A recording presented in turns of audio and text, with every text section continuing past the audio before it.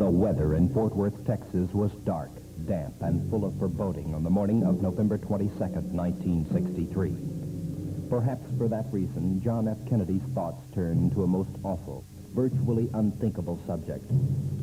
Kennedy, lounging in his hotel suite, turned to his friend and aide, Kenneth O'Donnell, and said, "If anybody really wanted to shoot the President of the United States, it would not be a very difficult job.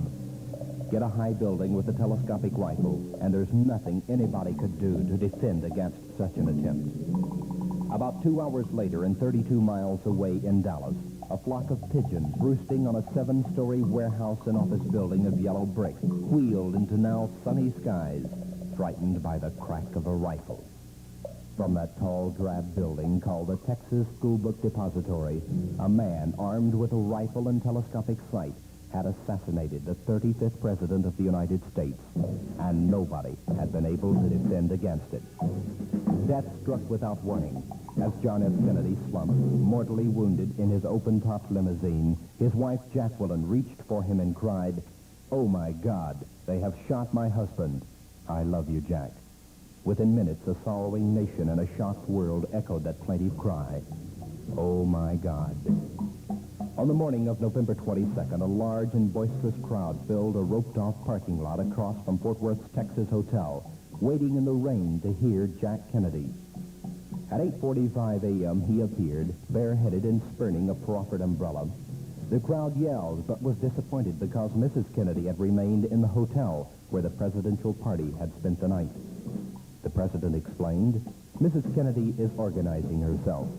It takes longer, but of course she looks better than we do when she does it."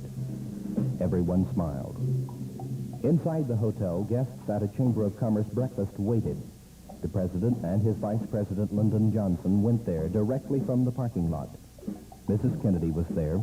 The president told the guests, "2 years ago, I introduced myself in Paris by saying that I was the man who had accompanied Mrs. Kennedy to Paris. I'm getting somewhat the same sensation as I travel around Texas. Nobody wonders what Lyndon and I wear." Someone at the breakfast thought Jack Kennedy ought to wear a Texas hat and gave him one. Always shy about posing in out-of-character costumes, Kennedy declined to wear it for photographers. "Come to the White House on Monday," he promised, and he would try it on. Then he went upstairs and unaccountably began philosophizing about the impossibility of giving a president certain protection against assassination. A few minutes later, Kennedy and his party drove to the airport, boarded a blue and silver Air Force plane, and flew the short hop to Dallas. The big jet landed at Love Field at 11:40 a.m. Another noisy crowd was waiting. The president, after shaking free of official greeters, headed for a fence where hundreds of hands were held out to him.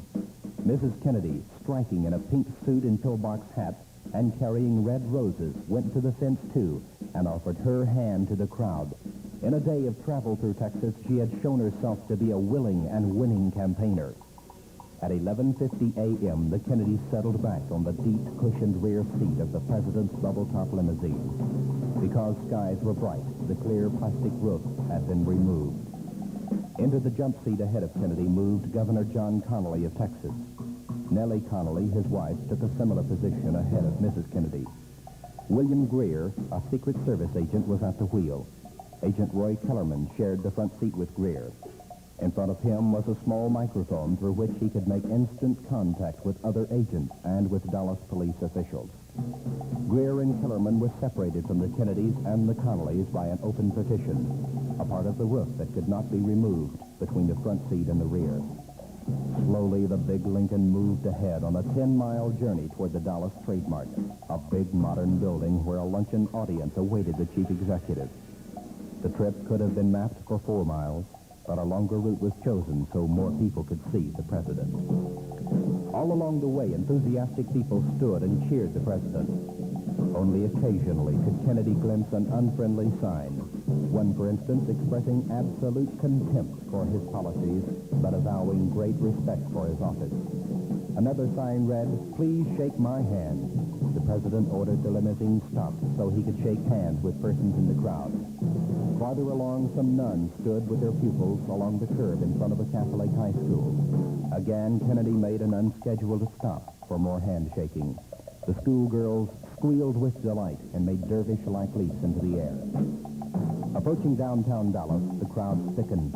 Along Main Street in the business district, thunderous shouts came from a sea of people standing 10 deep or more along both sides. Then came a right-angled turn from Main onto Houston Street. Overhead loomed the Dallas County Criminal Courts building. Prisoners pressed their faces against iron bars far overhead, arms dangling free in greeting. After one short block, the motorcade turned left again, down the sloping curve of Elm Street, past the Texas School Book Depository on the right, a grassy plaza on the left. Nellie Connolly turned to face Kennedy and said, "Mr. President, you can't say Dallas doesn't love you." The president replied, "That is very obvious." Down Elm Street, heading for a multi-laned freeway leading to the trademark, the presidential car moved at 11 miles an hour. From a partially opened window on the 6th floor of the textbook warehouse, a rifle was thrust forward and aimed at the Kennedy limousine. The hands of a massive clock atop the building pointed to 12:30 p.m. The rifle cracked once. Those below heard an echoing report. A firecracker, some thought. A backfire, others believed.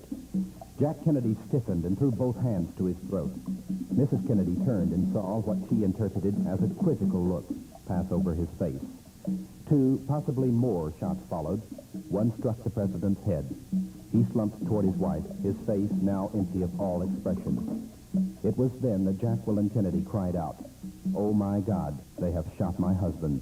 I love you, Jack." In the jump seat ahead, Connolly, shot through the body, wrist and thigh, tumbled into his wife's arms, murmuring, "Oh, no, no, no. My God, they're going to kill us all." Agent Kellerman wheeled about in the front seat, then shouted at driver Greer, "Let's get out of here. We are hit." Greer tramped on the accelerator. Kellerman grabbed the microphone and snapped instructions to the police car leading the motorcade. He cried, "We are hit. Get us to the hospital immediately." Mrs. Kennedy, seconds earlier, had begun clambering out of the back seat and onto the trunk deck of the big car. From a Secret Service convertible directly behind, Agent Clinton Hill was sprinting toward the presidential limousine. He grabbed a handhold on the trunk just as Greer hit the accelerator. Hill stumbled momentarily, then pulled himself onto a footstand built into the rear bumper. He climbed over the trunk and, pushing Mrs. Kennedy back into the seat, threw his body over the seat to offer protection against any further shots. Mrs. Kennedy does not remember climbing onto the trunk of the car. Parkland Hospital was 4 miles away. Greer pushed the presidential limousine to speeds of 70 and 80 miles an hour in a futile race to save Kennedy's life. A team of doctors was waiting when the cavalcade arrived, and they employed the most desperate measures in an effort to sustain the faint spark of life in the president's body. While they labored, Lee Oswald drank a Coca-Cola in the school book depository, passed scrutiny by a Dallas policeman, and then went into the street to kill again. At 1:36 p.m. at Parkland Hospital, acting White House News Secretary Malcolm Kilduff stood before newsmen, eyes red-rimmed, and announced in a choked voice, "President John F. Kennedy died at approximately 1 o'clock Central Standard Time today here in Dallas. He died of a gunshot wound in the brain. I have no other details regarding the assassination of the president." 62 minutes later, Lyndon Johnson took the oath as 36th President of the United States. This is a sad time for all people. We have suffered a loss that cannot be weighed. For me, it is a deep personal tragedy.